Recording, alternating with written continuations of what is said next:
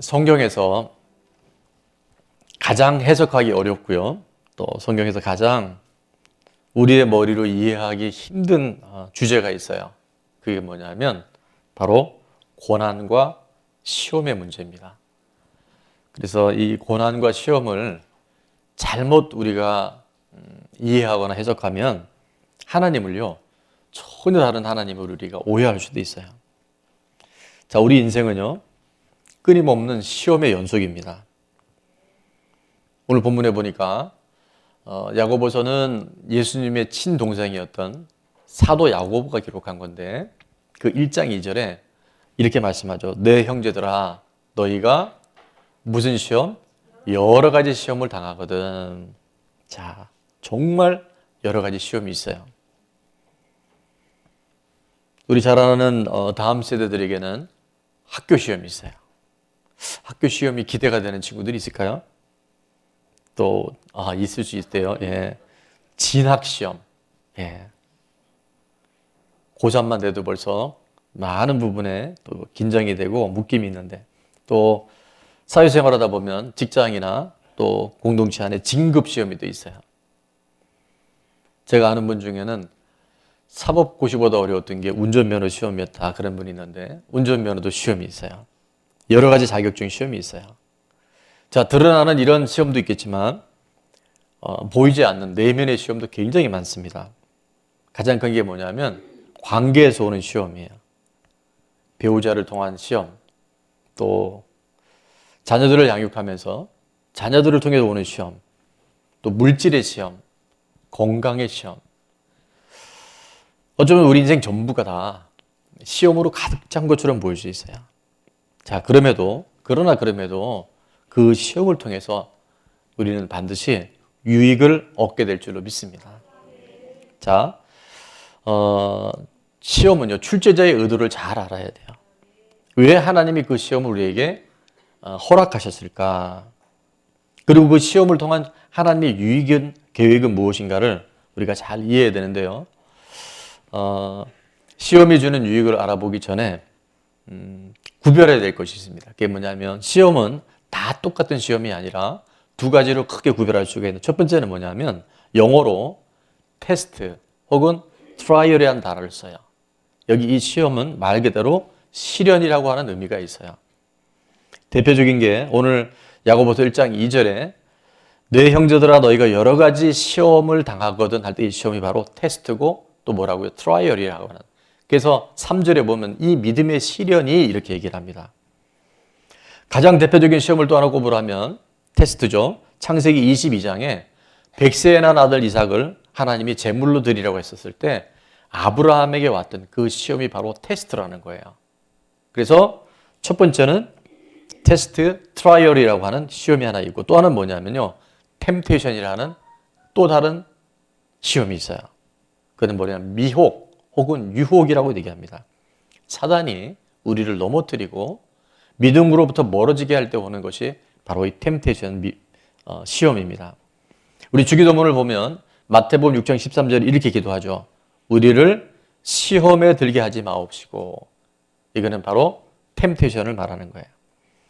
오늘 다 읽지는 않았는데 야고보서 1장 14절에도 보면 오직 각 사람이 시험을 받는 것은 자기 욕심에 끌려 미혹됨이니 이렇게 말씀해요. 여기 시험도 역시 템테이션입니다. 자, 이렇게 테스트와 템테이션을 구분을 할 수 있는데 막상 우리가 살다 보면 그 다가오는 여러 가지 시험을요, 이게 테스트인가? 이게 템테이션인가? 이게요, 구별이 잘 안 돼요. 어려워요. 또 그것을 우리의 이 얕은 머리로 다 이해하기는 매우 어려워요. 가장 이해하기 어려운 시험을 우리는 어디서 찾아볼 수 있냐면 예수님이 이제 세례 요한에게 세례를 받으시고요, 물 위로 올라오시자마자 하늘로부터 그런 음성이 들렸죠. 이는 내 사랑하는 아들이요 내 기뻐하는 자라. 그 강력한 성령의 임재와 충만함을 받으셨는데 마태복음 4장 1절에 보면 이렇게 정말 읽을 때는 모르는데 잘 생각해 보면 이해할 수 없는 시험이 기록이 되어 있어요. 그때가 언제냐면 바로 예수님이 세례 받으시고 충만한 그때에 예수께서 누구에게 이끌리신다 그랬어요? 성령에 이끌려. 이건 너무 좋죠. 근데 뭐를 당하셔요? 마귀에게 시험을 받으러 광야로 가셨다는 거예요. 여러분 이게 이해가 됩니까? 마귀의 시험인데 성령께 이끌림을 받아서 갔다는 거예요. 그래서 우리가 이게 테스트일까? 템프테이션일까? 이걸 너무 생각하지 마시고 그 시험 속에서 허락하신 시험 안에서 하나님 나에게 무엇을 말씀하시는지를 잘 듣는 것이 지혜로운 삶인 것 같습니다. 분명한 것은 그 시험을 통과하고 나잖아요. 그러면 영적인 유익과 굉장히 많은 전리품들이 있어요. 하나의 팁을 드리자면 하나님의 시험이 우리에게 올 때는요. 뭔가 좀 부담스럽고 내가 감당할 수 없을 것 같은데 하나님 말씀하실 때가 있어요. 마치 백세에 난 아들 이삭을 살아있는 아들을 번제물로 드리라 했을 때 이거는 내가 납득하거나 이해하기 어렵지만 그럼에도 불구하고 순종하고 복종할 때 그것에 엄청난 하나님의 약속과 상급이 있게 됩니다. 근데 사단이 주는 시험, 사단이 주는 미혹과 유혹은요. 내가 들어볼 때 이상해요. 성경과 뭐가 좀 달라요. 하나님의 질서와 방법에 어긋나요. 그럼 여러분 어떻게 하셨냐면 제가 오늘 비결을 하나 가르쳐 드릴게요. 따라서 하겠습니다. 예수님의 이름으로 떠나갈지어다. 명령하세요. 마귀를 대적하세요. 그러면 그것이 사라져버려요. 피하게 됩니다.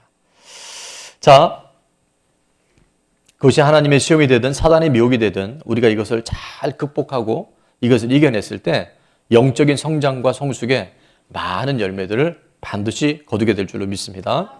자, 그래서 오늘 이제 시험이 주는 유익이 뭔가를 좀 살펴볼 텐데 첫 번째는 시험이 주는 유익 첫 번째입니다. 다 같이 시작. 모두가 시험을 받습니다. 여러분 위로되지 않아요? 다 시험 받는다니까요. 시험 없는 사람은 단 한 사람도 없어요. 나만 힘든 줄 알고 있는데요. 다 힘듭니다. 나만 시험 당하는 것 같지만 사실은 등장인물하고요. 그 사건의 내용만 틀리지 다 그 시험이 있어요. 힘들 때요. 힘든 사람을 만나면 그게 위로가 되고요. 거기서 우리 안에 뭔가 위안이 있어요. 지각할 때 나 혼자 지각한 줄 알았는데 누구를 만나면 지각한 집사님 한 분을 만나면 굉장히 위로가 돼요. 집사님도 늦으셨어요? 그때부터 좀 당당해져요. 태어나서 시험이 없는 인생, 평탄한 인생, 꽃길만 걷는 인생이 있다? 없어요. 여러분 이걸 잘 아셔야 돼요. 우리 인생은 그래서 때로는 고난과 시험의 연속을 위해 태어났다. 그렇게 이야기도 합니다.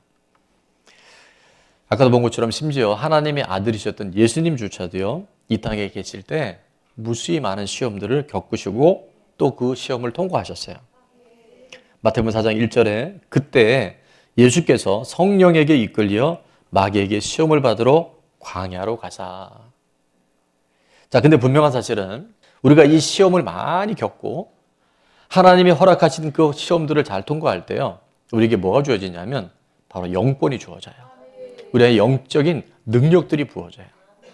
그래서 한번 따라합니다. 은사는 선물로 받지만 영권은 임상으로 받습니다. 그래서 이 영적 근력과 영적 근육이 강화되는 최고의 방법 중에 하나는 바로 시험을 통과할 때 우리에게 주시는 하나님의 은혜요, 은사인 줄로 믿습니다. 자, 그래서 첫 번째 질문은 뭐냐면 지금 내게 가장 큰 시험은 무엇입니까? 여러분이 있는 시험들을 잘 여러분들이 이제 그거를 드러내는 것도 굉장히 중요해요. 그냥 뭉뚱그려 가는 것이 아니라. 자, 두 번째입니다. 시험이 주는 유익은 뭐냐 하면 다 우리 화면을 보면서 한번 선포해 볼까요? 시작. 참된 기쁨을 경험하게 됩니다. 여러분 이 시험을 통해서 진짜 기쁨이 뭔지 이 세상이 주는 기쁨 말고 잠시 있다가는 그런 기쁨이 말고요. 참된 기쁨을 뭘 통해서? 시험을 통해서 우리가 경험하게 돼요. 오늘 1장 2절을 다시 한번 보면 내 형제들아 너희가 여러 가지 시험을 당하거든 뭐라고 말씀하세요? 온전히 기쁘게 여기라. 온전히 기쁘게 여기라. 아까도 제가 굉장히 많은 여러 가지 시험들을 얘기했는데 어떻게 그것을 기뻐할 수 있겠어요? 근데 하나님 뭐라고 말씀하세요? 온전히 기뻐해라. 온전히 기뻐해라. 왜 그러셨을까? 아까도 말씀드렸지만 우리의 해석과 이해는요, 이거를 아멘 할 수가 없어요. 근데 하나님은 너희가 여러 가지 시험을 당하거든 온전히 기뻐해라. 그 기뻐함은 우리에게 있지 않고요, 하나님이 약속하시고 말씀하셨을 때 우리가 믿음으로 반응하잖아요. 그럼 실제 보여지는 드러나는 기쁨이 아니라 참된 기쁨, 하늘의 기쁨이 이 시험을 통과하는 자들에게 허락되는 줄로 믿습니다. 자, 그래서 어떻게 기뻐할 수 있는지를 하나로 예를 들자면 고린도전서 10장 13절은 이렇게 말씀했죠. 사람이 무슨 시험밖에는 감당할 시험밖에는 매우 중요합니다. 언더라인 쫙 하고 동그라미, 동글뱅이 마구마구 쳐야 돼요. 감당할 시험만 주세요. 감당할 만한 시험만 주세요. 우리가 여기서 벗어나면요, 왜? 누구 때문에? 또 이런 얘기가 나와요. 우리가 시험 앞에서 참된 기쁨을 누리기 위해서는요, 하나님이 모든 것을 주관하시고 하나님이 모든 것을 다스리신다는 것을 우리는 확실히 붙들어야 돼요. 감당할 시험밖에는 너희가 당한 것이 없나니 오직 하나님은 밉부사, 이렇게 말해요. 밉부사라는 단어는 뭐냐면요, 신실하시다. 하나님은 신뢰할 만한 분이에요. 변덕장이가 아니라는 거예요. 늘 항상 신실하신.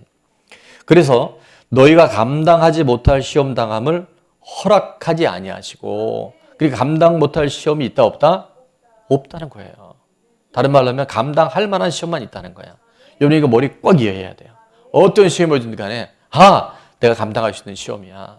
하나님이 허락하셨다면 나는 반드시 통과할 수 있어. 이 믿음이 우리에게 너무 중요하다는 거예요. 자, 그러시면서 이렇게 말씀하죠. 시험 당할 즈음에 또한 뭐를 내선다고 하세요? 피할 길을 내사. 이 피할 길이 너무나 중요해요. 우리는 그 시험 앞에 그냥 주저앉고 포기할 수밖에 없는데 하나님이 길을 열어주시는데요. 그 시험을 통해서 광야의 길을, 사막의 강을 내서 택한 하나님의 백성들로 마시게 하는 줄 믿습니다. 피할 길을 내사 너희로 능히 감당하게 하시느니라. 여기 능히는 뭐냐면요, 가까스로 간신히가 아니라 넉넉하게, 아주 여유롭게 그 시험을 감당하게 될 줄로 믿습니다. 여러분 성경에 고난의 대표적인 인물을 들으려면 여러분 한 글자의 이름이죠. 욥이라고 하는 사람이 있습니다. 욥은 재산을 한꺼번에 다 몰살당하고 자녀들이 죽고 건강도 해쳐서 아내조차도 자기를 저주했던 인생이에요. 그 끔찍한 재난과 시험 앞에서 욥은 어떤 고백을 했냐면 이런 고백을 했습니다. 욥기 23장 10절에 보니까 우리 다 같이 한번 선포해 볼까요? 시작.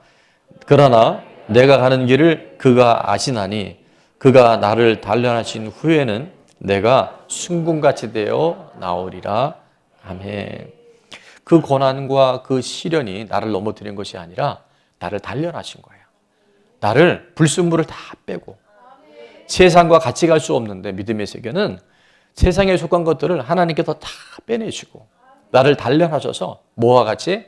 순금과 같이 99.9% 정금과 같이 우리를 그렇게 만들어 가시는 거예요.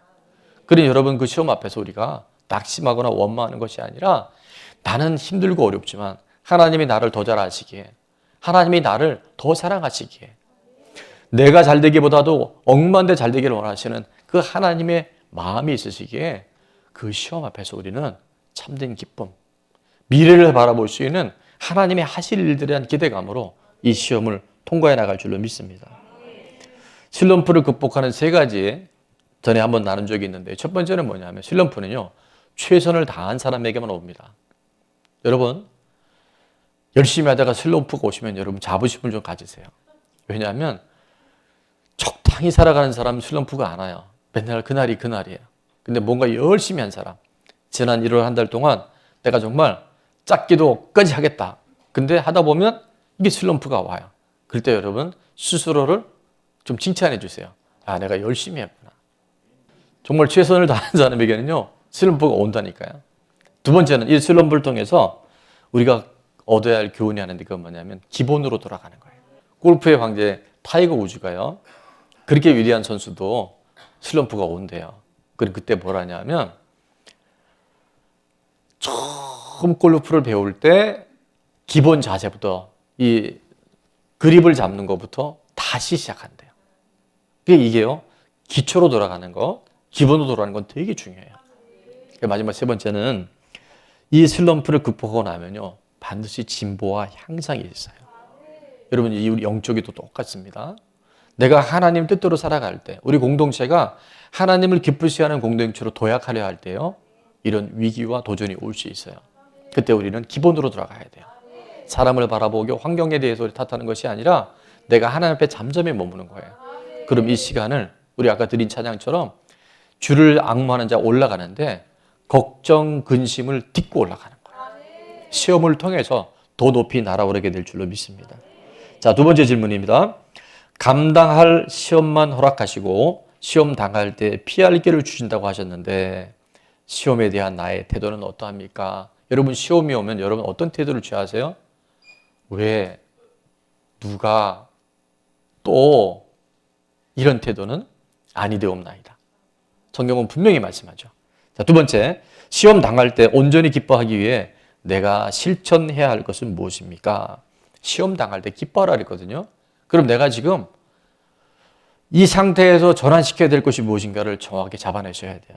내 생각과 관점, 혹은 내가 보지 못하는 것들을 나를 알고 나를 위하는 분들의 조언을 받는 것은요, 매우 중요합니다. 그거 너 시험이 아니야. 너 그게 있어야 돼. 그 시험 통해서 네가 더 믿음이 견고해지고 순금과 같은 믿음의 사람으로 하나님 빚어가시는 거야. 이게 바뀌어야 된다는 거예요. 시험 당할 때 두 번째 위기의 마지막입니다. 시험이 주는 위기 세 번째는 뭐냐면, 한번 우리 같이 읽어볼까요? 시작. 온전한 인내로 부족함이 없게 됩니다. 시험을 통해서요, 우리가 인내하는 사람이 되는데 적당히 온전한 인내로 우리가 부족함이 없는 인생을 살아갈 수 있게 돼요. 3절 4절에 보니까 이는 너희 믿음의 시련이 인내를 만들어내는 줄 알미라. 아까 트라이얼, 테스트, 이것이요, 믿음의 시련이라는 거예요. 이걸 통해서 우리가 인내를 만들어내는데, 자, 4절은 다 같이 읽습니다. 시작. 인내를 온전히 이루라. 이는 너희로 온전하고 구비하여 조금도 부족함이 없게 하려 함이라. 아멘. 이게 되게 모순 같지 않아요?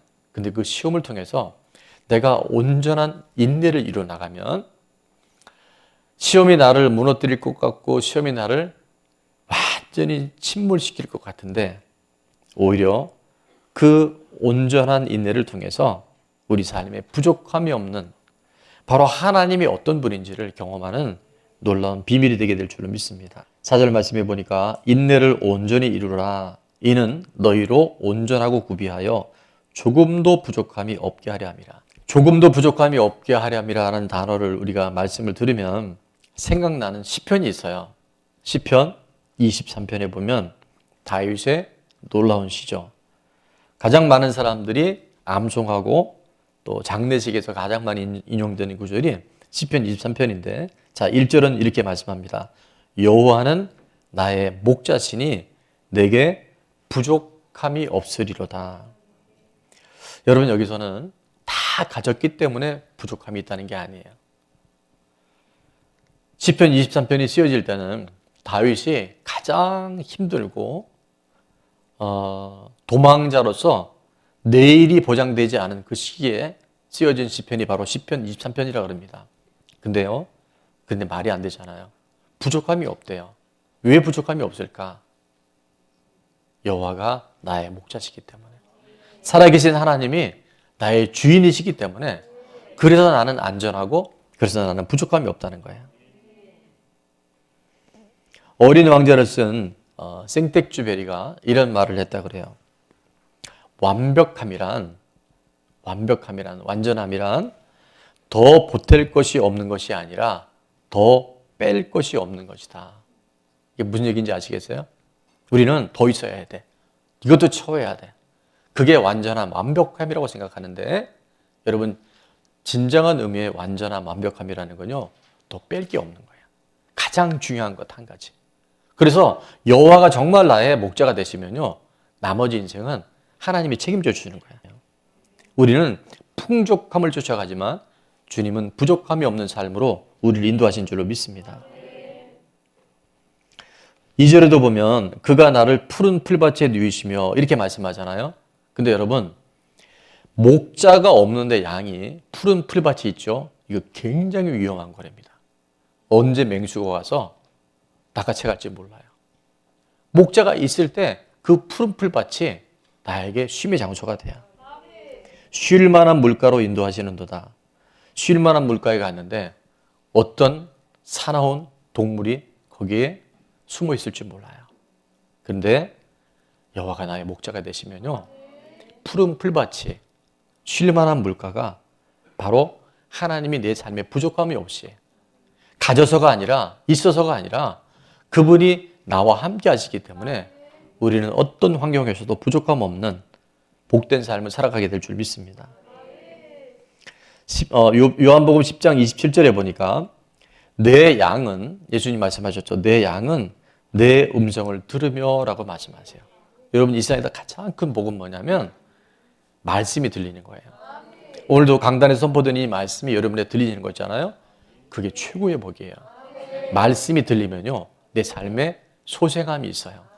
하나님이 길을 열어주셔요. 근데 말씀이 안 들려요. 예배 시간만 되면 졸리다. 예배 시간 되면 눈이 내려온다. 이런 분들은 야근을 하셨으면 괜찮아요. 뭐 이런 경우는 있을 수 있잖아요. 간밤에 아기가 너무 아파서 잠을 설쳤다. 그런 거 말고 습관적으로 이게 자꾸 졸리면요, 여러분 한번 나를 되돌아봐야 돼요. 내 양은 내 음성을 들으며, 두 번째는 그들은 나를 따르며, 그들을 알며 그들은 나를 따르느니라 말씀하세요. 우리가 오늘도 예배를 통해서 주님의 음성을 듣고 주님이 허락하신 그 시험의 길이지만 주님과 함께 그 길을 따라갈 때 그곳에 놀라운 하나님의 반전의 역사, 회복의 역사들이 일어나게 될 줄로 믿습니다.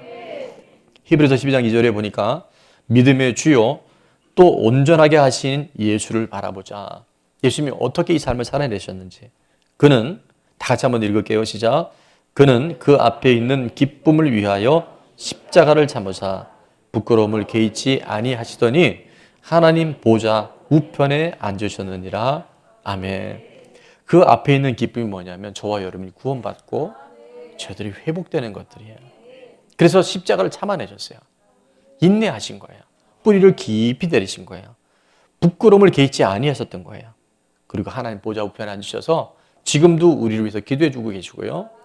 또한 우리 또한 이제 하나님 편으로 영원한 천국으로 우리를 인도하여 가실 줄로 믿습니다. 이사야서 26장 3절은 이렇게 말씀하죠. 주께서 심지가 견고한 자를 평강하고 평강하도록 지키시리니. 여러분의 마음의 중심이 너무 중요한 거예요. 이리 갈까 저리 갈까 이게 아니라요, 그냥 마음을 딱 정하는 거야. 심지가 견고한 자를 주께서 평강하고 평강하도록 지키셔요. 생각을 잘 잡으십시오. 내 생각의 방향을 주님께로 고정하십시오. 이는 그가 주를 신뢰함이니이다. 자, 적용 질문입니다. 구속사의 관점으로 인내를 온전히 이루어 부족함 없는 삶을 살기 위해 내가 해야 할 것은 무엇입니까? 성령님께서 생각나게 하도록 기도하세요. 여러분, 지금은 시험 같은데 그 시험이요, 오히려 나를 부족함이 없는 삶으로, 정금같이 없는 삶으로 하나님이 우리 이끌어 가신 도구가 될 거예요. 그럼 여러분이 용서해야 되겠다. 화해해야 되겠다. 나의 어떤 부분을 인정해야 되겠다. 또 누군가의 허물을 수용해야 되겠다. 결론입니다. 시험을 좋아하는 사람은요, 아무도 없어요. 그죠? 근데 하나님은 우리에게 여러 가지 시험 만나면 기뻐하라고 말씀하셨어요. 내 형제들아, 너희가 여러 가지 시험을 당하거든 온전히 기쁘게 여기라. 왜냐하면 이는 너희 믿음의 시련이 인내를 만들어내는 줄 너희가 알미라. 인내를 온전히 이루라. 이는 너희로 온전하고 구비하여 어떻게 해요? 조금도 부족함이 없게 하려 함이라. 아멘.